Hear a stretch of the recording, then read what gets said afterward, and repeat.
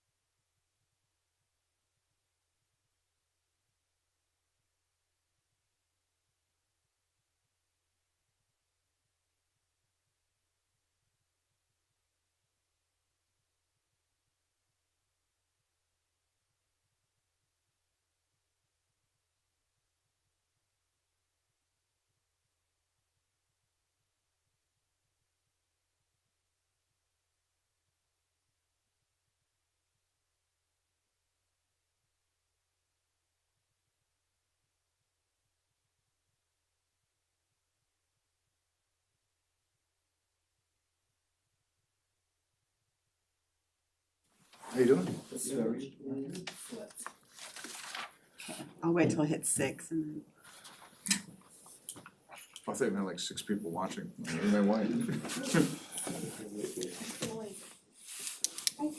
A lot of people actually do watch, but they watch it after, because a lot of comments that they've watched it or whatever, but not usually live. we can Yeah. start with Isaac. I'll watch it after. Okay. Is Kayla ready?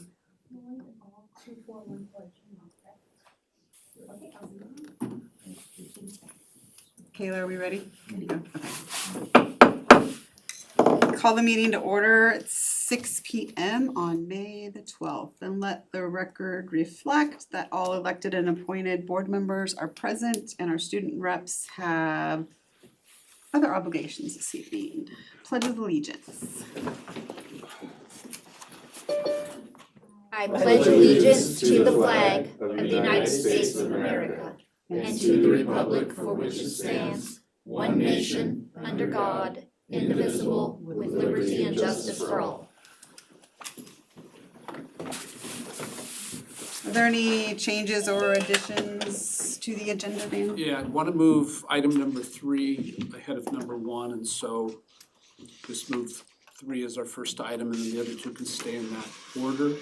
And 15 minutes in executive session for evaluation of public employee and collective bargaining. Okay. Can I get a motion to update the agenda? A motion to update the agenda. All in favor? Aye. Opposed? All right. Good to go. We have no public comments. We had no questions at the last meeting, so no input or anything.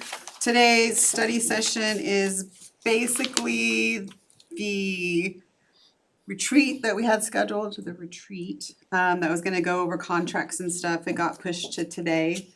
So that's what we're gonna be going over today, contracts and then a little budget review. So we will go ahead and start then with the update of the gym floor.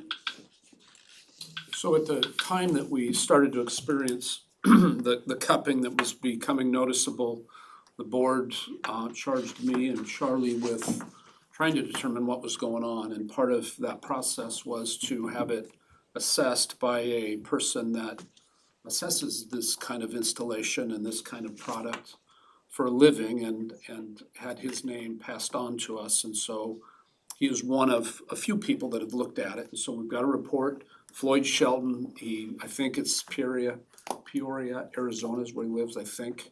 It's in Arizona somewhere, but we'll have him come in and get into an interactive question and answer to the best of his ability of what he found with his observation.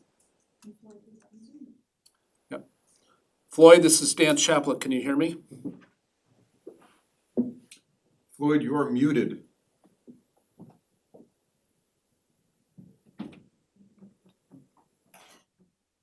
Good to hear from Floyd. There we go. Hey, So Can you hear me now? we can. we got you, Floyd. You're here with the Sultan School District Board of Directors. Okay. I didn't hear the last. You're here with the 5 Yes. school board directors in Sultan. We Okay, have your I got report you. up. if you can share what you did, what you tried to find out, and what you were able to find out, and what direction we would need, that would be terrific. Okay, so, when I inspected the floor, just as you said, it was cupped all over the place. And there's basically two reasons for cupping, and, one is that it's too dry on the top and too wet on the bottom. It's kind of like if you take a 1x6 and lay it out in your driveway in the sun, it curls up. Because it's drying out on top because the sun is beating on it, and therefore it's gonna warp. So kind of the same here. The other reason is that the floor is actually taking on more moisture than the installer allowed for at his time of installation. That to me is more times than not the reason for cupping. In one of the MFMA provision statements, it states the dry on the top, which they try to spend a lot of time on, but also the little paragraph underneath that, it says that it could be the boards are trying to expand and therefore there's no room for them to expand, and the only way they can do is go up, and that's a cup. Because you're on a solid subfloor, so therefore it can't curve down, so it's always obviously gonna cup up. That is my opinion of what the problem is here. I have when I tested with the moisture meter, it seemed like it can go down as far as almost 3/4 of an inch. And as I pushed the pins in, the moisture did not change. So that's why I kind of felt that was really the issue. So where do we go from here? I think the big thing is, now, when I did inspect the floor, it was, the room was very, very low in humidity, which would have equalized the floor down to 4%. The normal MFMA specifications for gymnasium floors is they manufacture between 6 and 9. I don't remember what the area was for you guys in your area. I thought it was like, let me see if I got it here.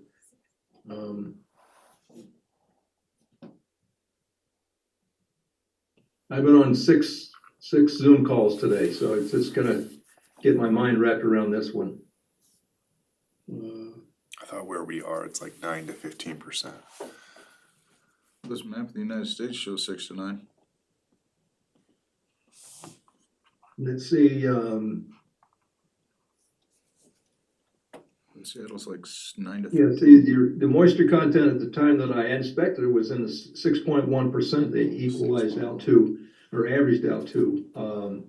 At the temperature and humidity that was there, it was gonna be equalized to 4%. So it was drying out a little bit, but I couldn't tell that it wasn't the same moisture content all the way through. So okay, you should be 6 to 9 to 19, 9 to 13. So you're right on the edge there. So there's no way to really specifically tell where you should be. If you're 6 to 9, then you know the 6% moisture content of the flooring was perfect. If it's 9 to 13, then it's on the dry side, and only time can tell as the seasons come about is because it should, right now we're in May, it should be a lot more moist or wetter, if you want to say. And if you're gonna meet with these people, I'd have them do their own moisture test with their own moisture meter to be able to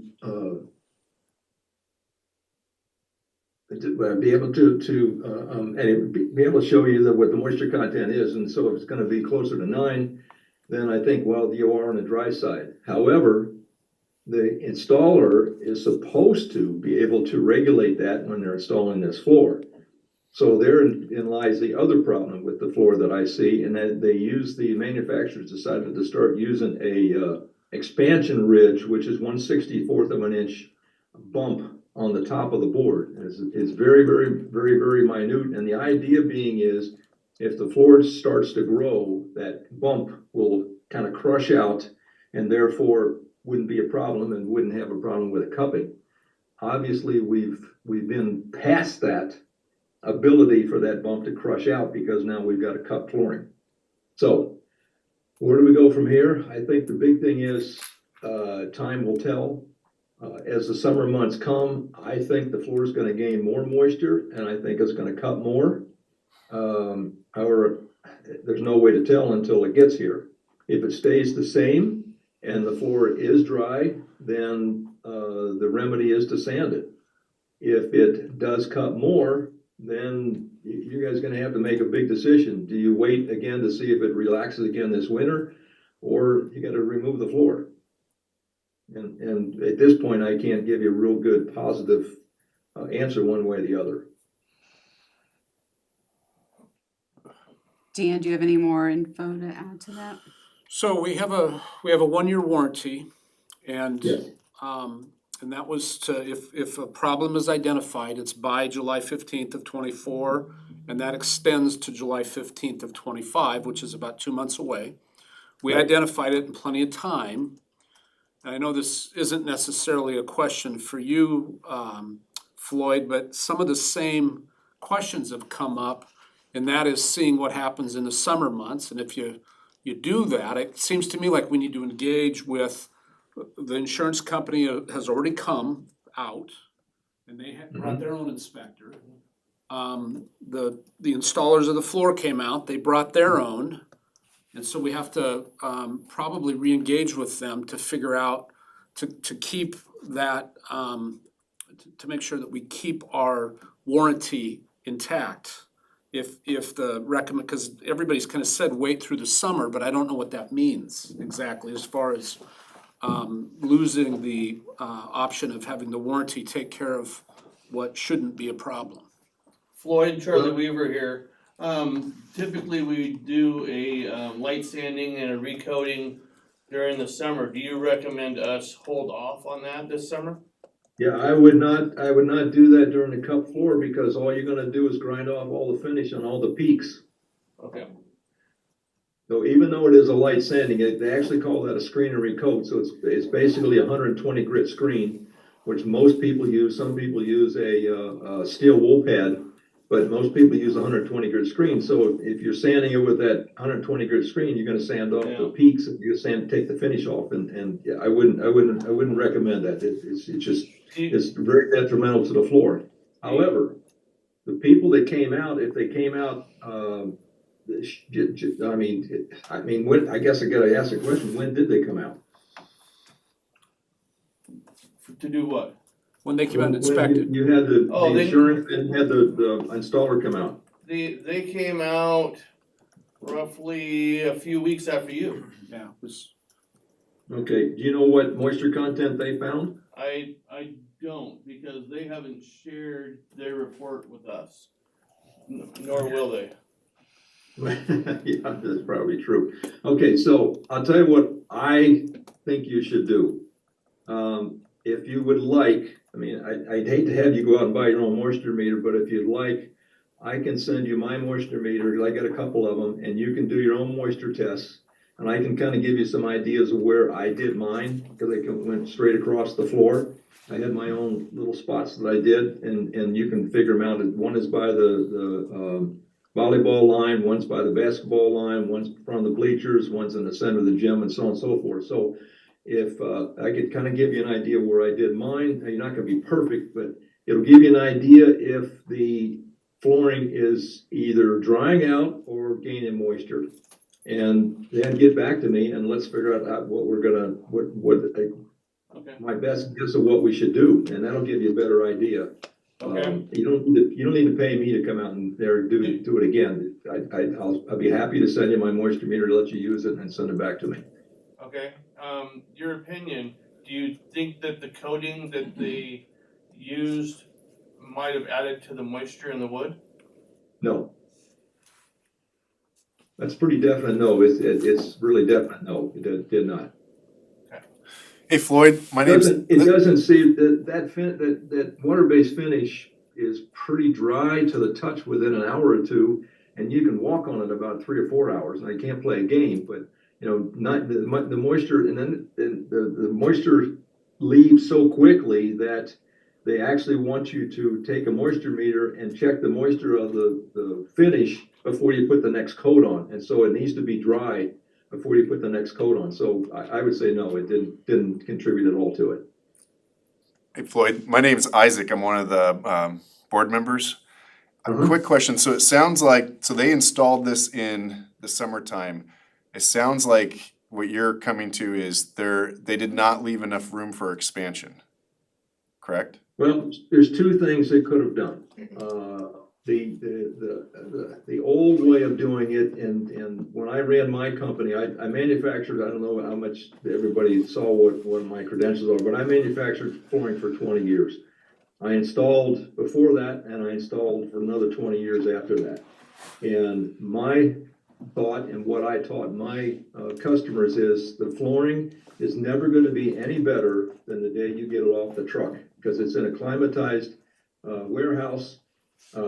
It's all the exact same moisture content, no matter if it's outside of the bundle or inside of the bundle. So it's gonna be, every board's gonna be exactly the same. And therefore, when you're installing that floor, you can actually tell if it's gaining moisture in your area or if it's losing moisture. And therefore, if it's losing moisture, then you put washer rows in. They put spaces in between so many boards. And the average is 8 to 10 boards. And what the manufacturers have done is use that little micro bump to get rid of the washer rows. Then now it's more critical to figure out what your temperature and humidity is going to be in your area and acclimate that floor to that optimum moisture content before they install it. Now, if you're watching my report, most of the floor was exactly the same dimension, the 80 inches and 3/16, I think of what it was. But there was another area that was 80 inches and 11/16, which tells me that at some point in time, towards the end of that job, the moisture content went haywire. And if they didn't allow for that, which obviously I don't think they did, because they didn't know, because the new way to install it is don't worry about it, just install it the way it is, but hopefully it acclimated at the right time. So I can't tell you what they did, but I can tell you that they didn't know that the moisture content was changing towards the end of the job, or they would have tried to do something. Sounds like faulty.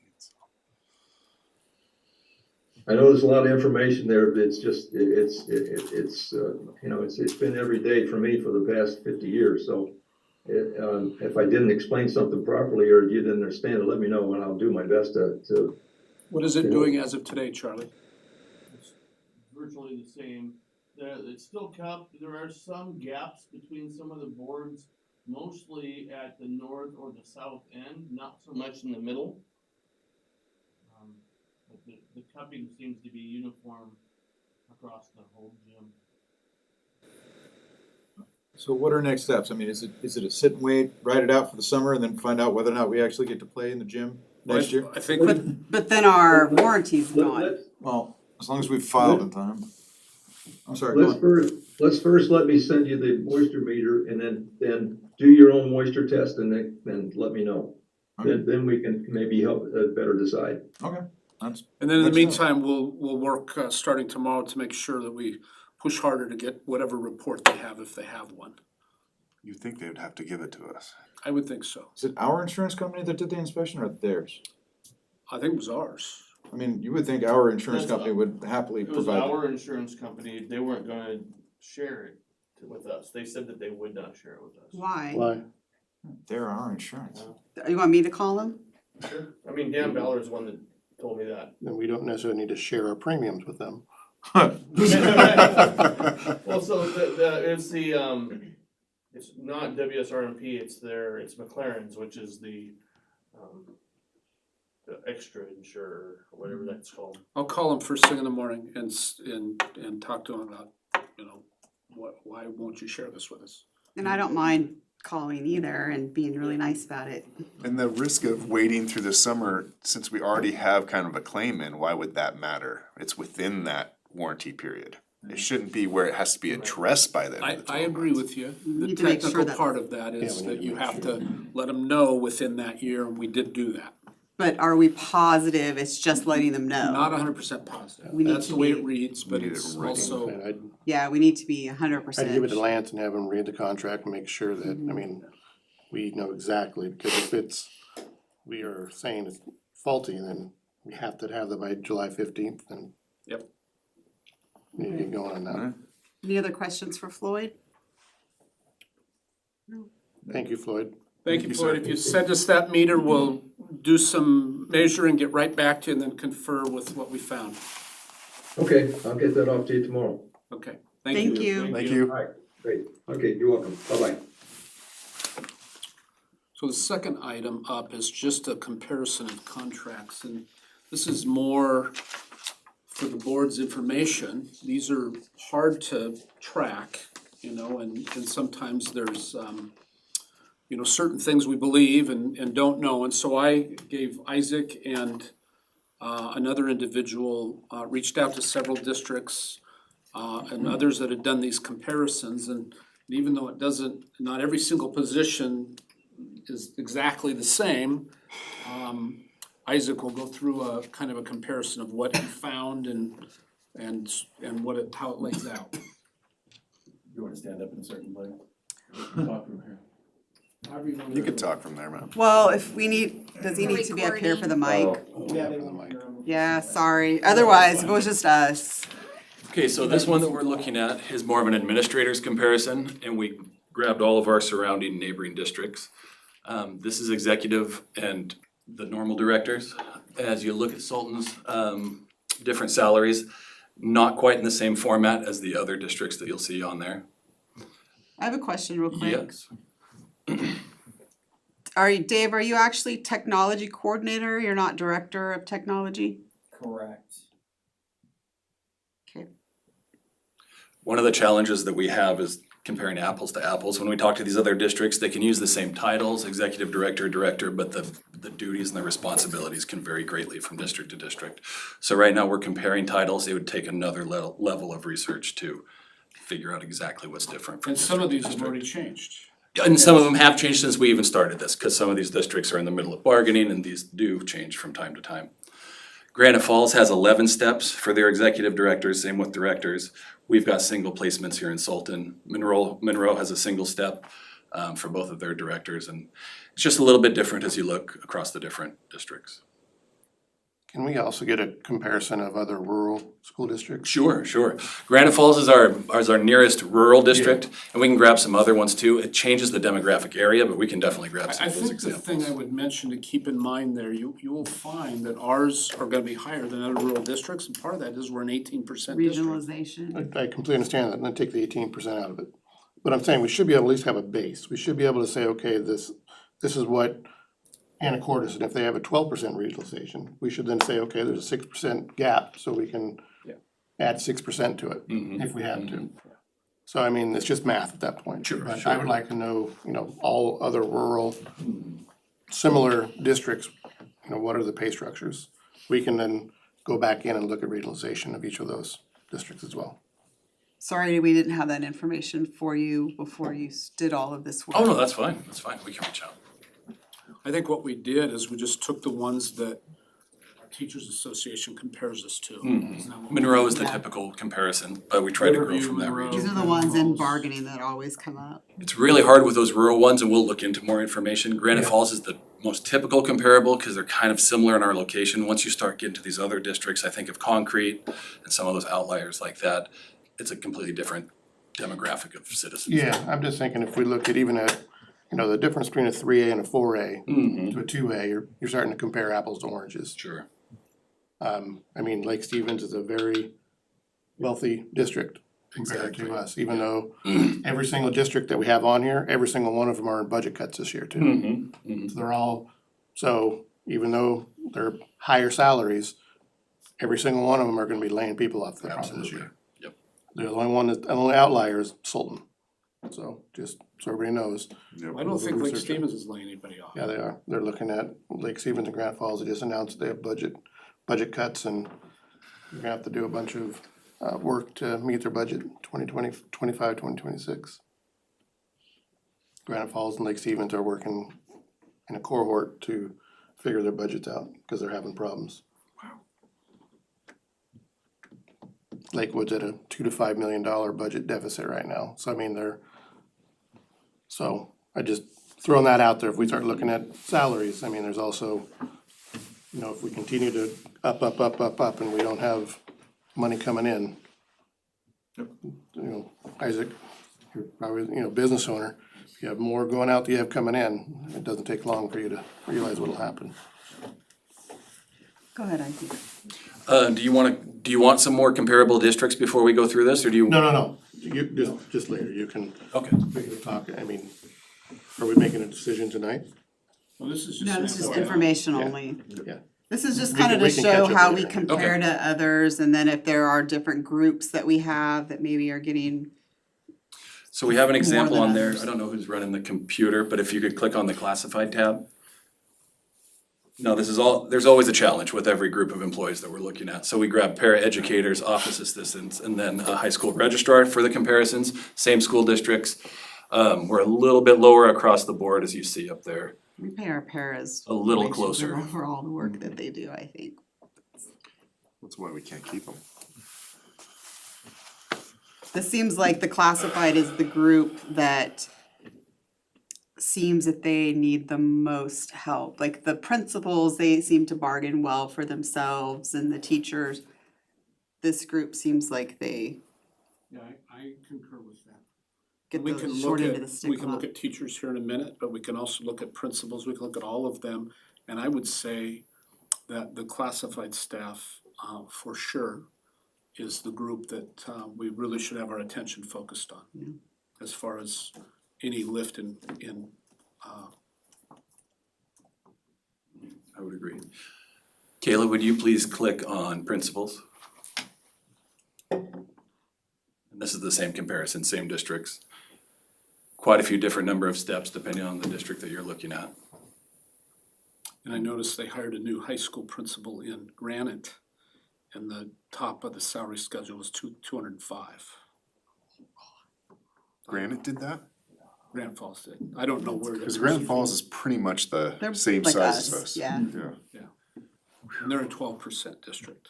Wow. I'm not sure how they landed on the dartboard at 12%, but they did.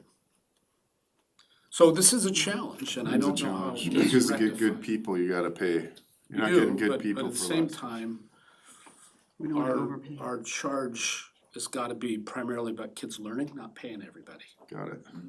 And we want pay to be comparable, we want it to be respectful, we want it to be all those things, but getting caught in this race all the time is a yearly challenge. Did anyone have questions on the principal salaries? I mean, when you compare to Granite, we look pretty darn close, so.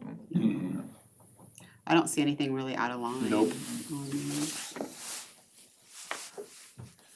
We're good, go ahead. Yep. Could you open the teachers, please? So we've got summaries on this document. You can look at the overall summary, then you can go by school district as well to see their individual bargaining agreements. And then this is the teacher salary comparison. Column L shows how they'll be changing going into the 25-26 school year. G, H, I, and J are different comparisons depending on where they fall on the salary schedule. On column F, you've got the number of days worked per the contract. And then the far left column, or I guess I would say B, is their total FTE. Open means they're in a bargaining year. Correct, yep.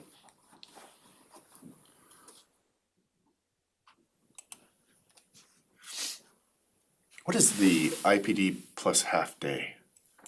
Does anybody know that? It's IPD So- plus, Or plus? plus a half day. Yeah, that's weird. So they would just take a full day pay and then they would cut it in half, I guess is what I would say it is. Or the percentage. Equal to the half day rate.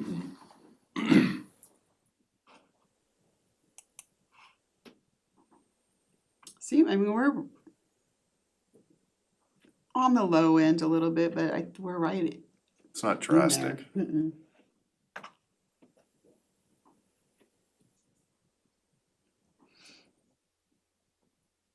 Anybody have questions or comments about the teachers?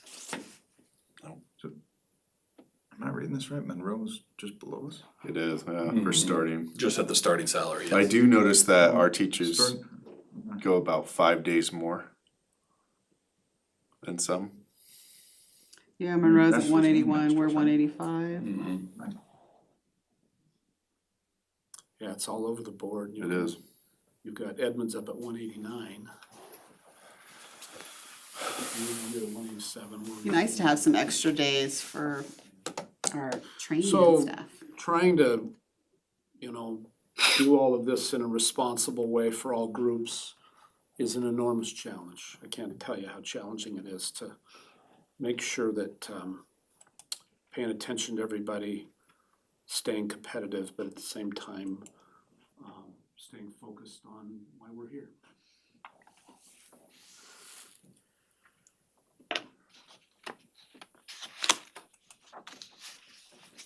Anyone have other questions on the teacher one? And there were the links to the contracts if you guys wanna look like through the specific contracts and. A lot of detail in, I'm sure this was a lot of work. Yeah, quite a bit of work. Ton of goes work. into that. And to even go to the next level is an even greater Oh, amount of yeah, I work. would- Because right now it's truly just salaries and days. Once you start looking into personal days and other benefits and That's not, other things that are couched within the CBAs, yeah. it's hard to make it apples to apples. Well, and we can look through the contracts ourselves, cause I mean, this was a lot and we really appreciate you doing all of Yes, this. thank you 'cause, Very yeah, much so. Catherine helped out with a lot of this Yeah. as well too. It wasn't just me. It's nice to see just kind of where we stand with, everybody and. So Dan, Yes. so with the funding that we get from the state on all of our positions, do we have, is there any way that in the next week or so, I don't know if any of the board is interested, can we get, so this is how many admin, I know that, the state says we should have, 3.5 principals or whatever. Prototypical The model. prototypical model says this. What is the funding that we get from the state just on excluding the teachers? So for paras, for all of our classified, for our district admin, principals, do we have a budget amount that we receive every year? So this year, when you look at it in its aggregate, and this is for everything, I think it was 1 million some thousand more than last year. And so when you go and you break it down by group, it ties directly back to the prototypical schools model. If you use classified as an example, we hire a lot of classified staff, and the prototypical model doesn't, if we hired just to that, we couldn't run the district. No, I understand that. And Are you wanting a breakdown, like I'm this is just how much we wondering what get the- for what- yeah. nurses and this is how much we So, get for. like our support staff, what are we getting? Yeah. So we know, maybe nobody else is curious, but I'd Well, like we to have know. the prototypical model. We have the model. but So What it's- the is- amount. So I would be. think for each classified staff that fit in, it's like 57,000 plus the 18%. Problem is just look in the district office alone and you've got more than half of the people are all classified to do those various jobs. If you go to the teachers group, they're the best funded, meaning they pay for the most. But any special ed, lab, Title I, anybody that's funded out of any kind of a categorical fund, when they do the IPD stuff, we don't get money for them. And so I can get you that Could you really do pretty something easy. just, easily, like who we get funding for? Yep. How much it is and then who we don't get funded for that we have to make up for? And have we found out what did the state agree on? I don't think they've totally figured it out. Cause I was trying to look for it and I couldn't find. Not everything's been signed yet, Perfect, so. And But special ed is supposed to get, A bump, maybe? yeah, Yeah. Raising the- formula change. yeah. Okay. Did they take the caps off? They took the 16% off, yeah. So we're still trying to see what the governor's doing. Doesn't look like transportation's getting anything, but MSOC's probably is, but I'm not sure of the amount. Transportation, we were even anyway. Yeah. According to Nicole. We'll take extra. But we get funded, transportation gets funded differently, it's based on ridership, so. but none of us really understand how it all works. No, I mean, I take the amount of riders and just do simple math to figure out about how much per rider we get to try to figure out what the funding will be. They do give us a tool to put numbers in, but it doesn't make sense. Then when we get to the budget section, I'll talk a little bit about MSOX. They're gonna give us a one-time shot. It's gonna come this year of, I think it amounts to about 105,000. But, you know, we'll have to talk a little bit about, you know, when you talk about budget cuts and this, that, and the other, we set our enrollment pretty reasonable, maybe on the conservative side, but at the same time, there's a couple of places where we're adding staff and wanna talk about whether or not we, you know, stop that boat or what we do here, you know? What other contract questions do you guys have, or salary questions? Anything? No? Do you have anything else you wanna go over, or? No, I think this is it at this time. It was That was a- truly just a salary comparison. Ton of information, and I know, we know it took a It long time. takes a lot of time to absorb. I don't Yeah. expect you to just look at it and know it off the top of It your was head. very nicely done, man. Thanks, Thank Isaac. you very much. Thank you, Isaac. You're cool, bro. Oh, good. I'll listen in. All right, budget progress, how is So that this is going? revenue to expenditure and essentially, if you can expand that a little bit, just so I can see it a little bit better. Yeah, I can pull it up here too. So yeah, if you scroll down, you see the part in red on that right side under notes. Somebody had asked a question about the state. We're using right now what's called an F203X. And that is not, that's a model that emulates the official one. And so typically, once we get to the F203, what comes out of it will be slightly different for the most part than what we have now. It's not always significantly.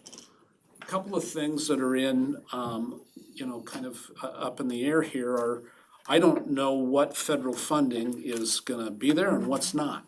And some of that, you know, just my read on the situation, it's mine only, with the positions that Reichdahl is taking and the positions that the federal government's taking, those two seem to be at odds. And I would say that there could be some challenges there. And that's why moving forward without knowing exactly what that is problematic, you know? I haven't heard anything. I've got a webinar tomorrow in the afternoon with Reichdahl, but we just don't know where any of that is, you know? Don't know if it's been doged or what's going on, you know? If you can scroll down a little bit, Kayla. So kind of the bottom line, keep going. I'll take you right down to the bottom of this. Keep going. I guess stop right there. So you see the 79% there? That's the number, that's the percentage of staff. And I need to refine that a little bit with Dan. And then, you know, our new finance person is gonna come at the end of May and start to work with us a little bit. That's a fairly low number, as I would have thought. I would have thought we would be more in the low 80%.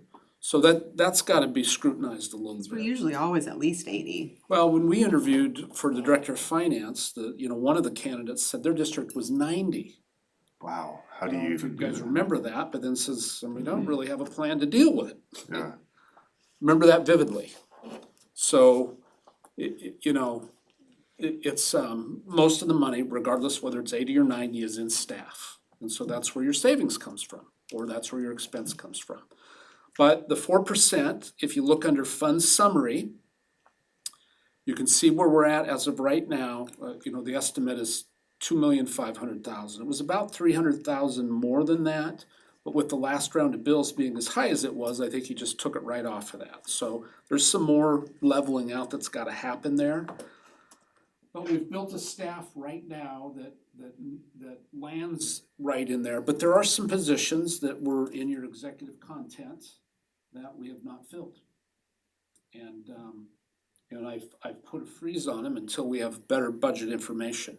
so my question with the freeze on the hiring, Uh-huh. how long will that freeze last? Cause aren't we these positions we really need? I think you need them, But I think there's a couple reasons for some of them. They're mostly, I mean, the other part I'm waiting for is the high school schedule to get done. I don't have definitive information on that yet to see whether there's extra there or there's not. And so I'm waiting on that. There's just some unanswered questions, and so when you say that, you look at the two places where there's really extra positions are Sultan Middle School and Sultan Elementary School. Sultan Middle School is gonna have about 40 more kids. So we know that for sure just with the roll-up. Unless there's some mass exodus, so there's, as of now, three additional staff there just to meet the way the schedule works. As of right now, there's 2 additional staff at Sultan Elementary School. And that's because we've got, as the classes are coming in, we're budgeting for more kids. What's our projection for how many kindergarten classes? Do we have a rough idea or no? I think about 165, 170 between the 2 buildings. About 120 or 125 of those are at Sultan Elementary School. We budgeted for 2 classes at Gold Bar, and we're almost at 2 classes right now. So what positions are on hold? 1 at the middle school, 1 at SVO. Is that the social studies at the middle Yes. school? Yep, yes. 1 at middle school, 1 at Sultan Elementary, the dean at Gold Bar, one of the SVO teachers, and what else was there? And I think Paul, SES. there's 4 or 5 positions. So you can see what that does. If you add those into it, you get down to about, the fund balance is closer to 800,000 or 900,000, which is getting pretty low. Dang. So my recommendation would be that we, until there's better clarity, that we, with the high school schedule, with what the state's gonna end up doing, because I think theoretically the governor could still veto some things. You've got that, and then you've got the federal government. We don't know if we can count on some of that. If it didn't come in, it would cause some problems. Sure.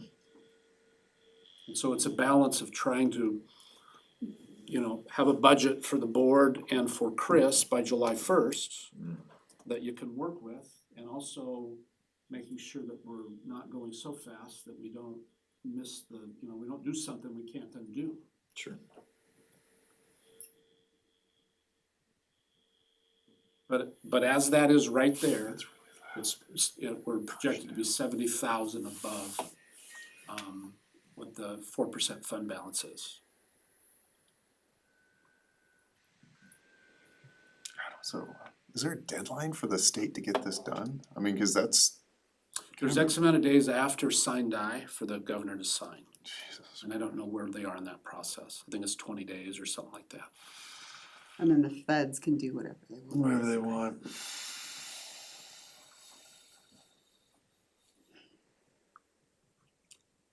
It's tough because we need the staff, but we also need the money to pay them. And we've hired as late as October in years past. I Yeah. think we've tried to do this on the earlier end if we had the right information. I guess looking back historically and thinking about 2018, when the 3.1% raise went to 15% or whatever it was, and that whole fiasco. At some point, the state's gonna have to level out how this works, because one of their solutions was, and it's just kind of, for me, it was kind of the reason enough to just say I'm done. It's to allow everybody to lift the levies again, and it's just not an answer here in Sultan at all. Well, with these 6 positions that I see on here, that's almost $1 million. There's no way that we can budget for that now, and You gotta wait. our fund balance is gonna, And we have to So- restructure some stuff. There's, well, I don't wanna talk any more openly right now. I can talk a little more about bargaining and, Right, cause we don't know what that's gonna. staff evaluation. I mean, yeah, you just don't know, and you hope that you have 20 to 25 extra students enroll that you're not planning on. that's what we. And then find places to put them.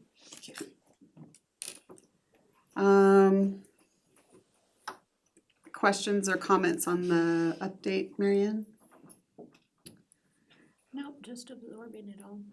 Isaac? It's gonna change a bunch of times, I can just tell you. Yeah, that's. Having been through this, the challenges is 2 of us are leaving, 2 more are coming in. And, trying to make sense of what was done and. Is Chris able to attend the next budget meeting? Is that on a day He he's was gonna be there on here? the last one that we had, and I think that he's communicating with us. He's on all the emails. And, him and I are talking regularly, and I think that you're gonna find that, in the future, we'll have some better tools to work with, that I think will provide good information as far as, staffing ratios and just questions that. So does everyone agree with this hold on staffing at the moment? I mean, Okay. I get it, Just it's making sure, frustrating, but I yeah. get it. Yeah, better to be scrambling for, I mean, it feels like it's better to be scrambling for more people than to be scrambling to pay the ones you got. Michael, any questions or? No, I mean, I think there's still a lot of variables that need to be answered. Yes. So I wouldn't go out and hire.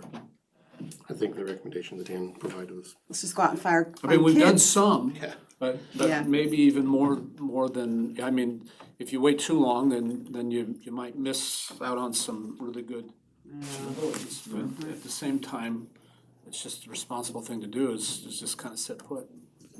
Alright. So then we have 15-minute executive session. So we need 59 kids to make up that million. We need to find them. Go out and start having some babies. Just start recruiting guys? So 5-minute break? Yeah, let's do a 5-minute break. We'll start back at 6:50. So I need a I motion make to a adjourn. motion to adjourn All in favor? executive Aye. session. All right, passes. We'll be back at 6:50.